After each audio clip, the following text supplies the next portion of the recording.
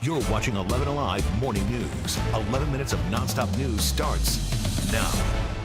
11 minutes of nonstop news with the latest on former President Donald Trump's arraignment in his historic federal case. Jay Gray is live in Miami for us right now. Jay, what can we expect to happen today? Lay it all out for us. Yeah, Aisha, I think a lot of it will go on behind closed doors here at the federal courthouse. We expect the former president to make his way in through an underground tunnel, so we likely won't see that. And then once inside, he will be processed by both U.S. Marshals and the FBI. He'll be fingerprinted. He'll have a mugshot taken and then appear before a judge.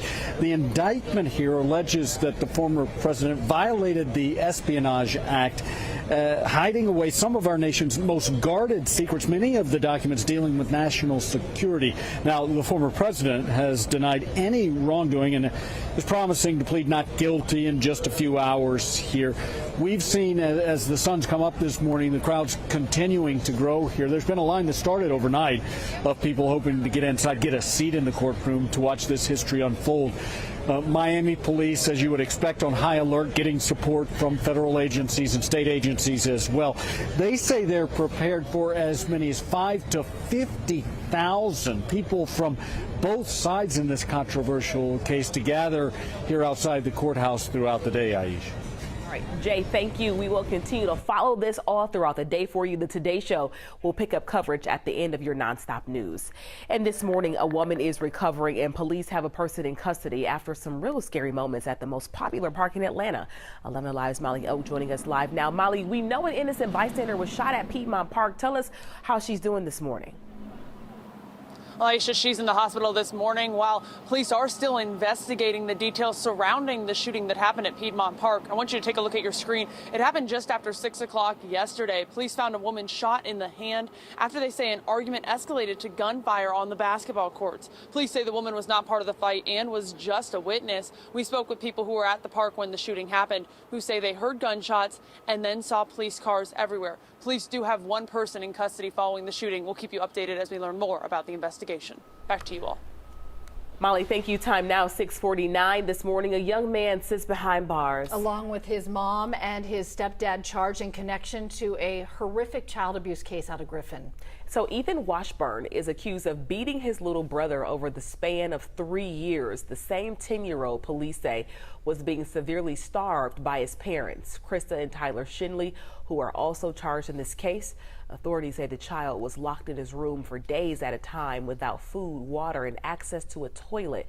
The Spalding County Sheriff's District Attorney described the child as being on the brink of death.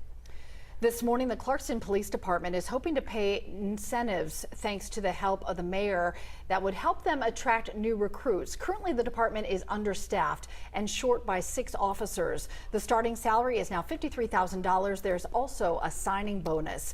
And right now, there's no timeline for the backlog on SNAP benefits.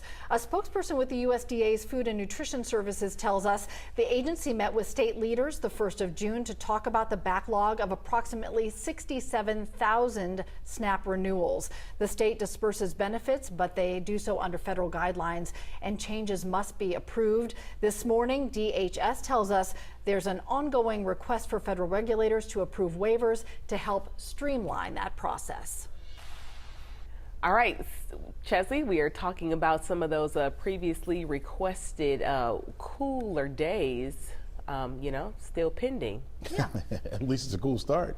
It stood out that way. It's a nice way to start us off on a Tuesday. Yeah, and it will be cooler than our average for this time of year. We should be in the upper 80s. I think we'll only hit 80 degrees for an afternoon high, maybe struggling to get that high in some spots. Temperature-wise or cloud-wise, we have a few clouds overhead right now that are moving into the area.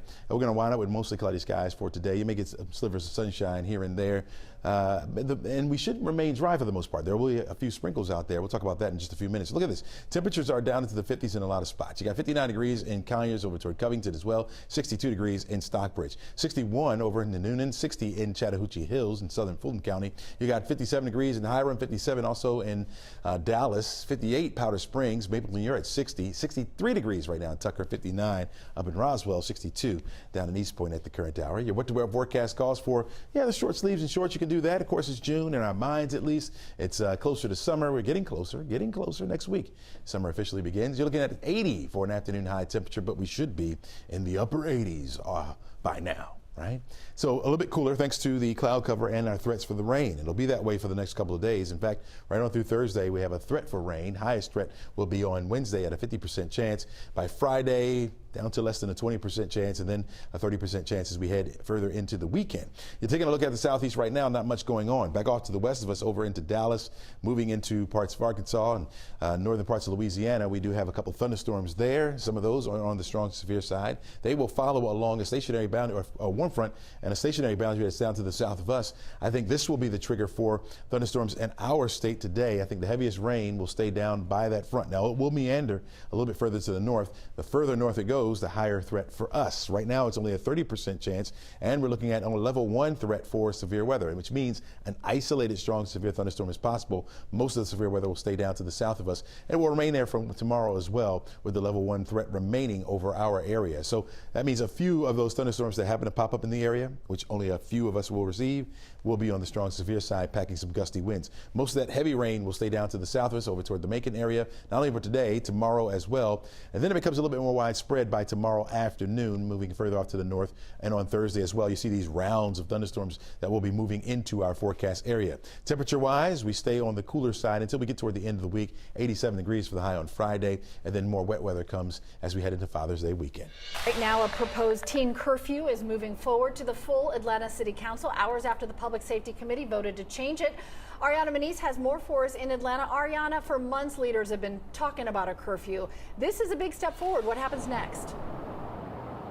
Well, what's next? The full city council, they will be introduced the same legislation where they will vote whether to move forward. And as you mentioned, this comes months after the same piece of legislation stalled in the Public Safety Committee. But on yesterday, the committee, they voted to move forward unanimously. The proposed curfew change will move the curfew from 11 p.m. to 10 p.m. on weekends and weekdays. It would also eliminate the current $1,000 fine that's in place if the curfew is violated, and instead require violators to participate in mentorship programs. City Council member Keisha Wade, she proposed curfew changes after the tragic shooting death of 2 teens near Atlantic Station. She tells us that this measure represents common sense solutions to curb youth violence. Take a listen.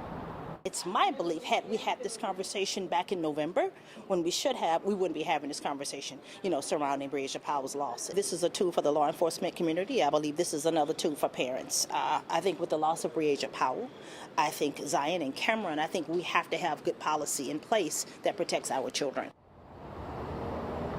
Now, next Tuesday is the day the full city council will vote on this proposed curfew change. Back to you. Ariana, thank you. City schools of Decatur getting ready for a new era. Today, the district is swearing in its new superintendent, Dr. Jima Whitaker. The ceremony is at 5:30 this evening at the Elizabeth Wilson School Support Center. Whitaker takes over July 1st. We are about 3 weeks away now from the annual AJC Peachtree Road Race, the world's largest 10K, and one of the highlights of the 4th of July event every year is the singing of the national anthem. Every year, you help select the singer in the Oh Say Can You See contest. So let's take a listen to this year's finalists. Oh, say can you see by the dawn's early light? All right, there's our top 5. Sophia, McKenna, Gary, Chris, and Alexandra. Right now, you can vote for the person you'd like to sing at the Peachtree Road Race, the main event on the 4th, also the junior race on the 3rd. The voting's happening right now on 11live.com. You can see all of the clips on each of the finalists right now. Voting will close at noon on Thursday, June 15th. Well, at noon today, we are looking at temperatures right at 75 degrees. I think we'll have mostly cloudy skies with a few isolated showers developing in our area. Some of those could have some embedded thunderstorms. Some of those thunderstorms could pack some gusty winds. I think the winds generally will be out of the northwest, about 10 to 14, 15 miles per hour. By the time you're driving home, temperatures right around 79 degrees. We'll still have a mix of sun and clouds and a few isolated storms around. It's only about a 30% chance for those. We'll hold on to a 50% chance for the rain on Wednesday, 30% chance Thursday. Notice the temperatures remain below the average. We'll finally get back there, which is 87 for this time of year. We'll get there on Friday, and then the wet weather returns over the weekend. All right. Busy start to the morning. Glad to see things are going to finally shake out. Yeah. I had NyQuil. I've been trying to get some sentences out. Cheryl's been saving. She's a trooper. I hope you feel better, and I hope you all have a great day. Today's show is coming up next.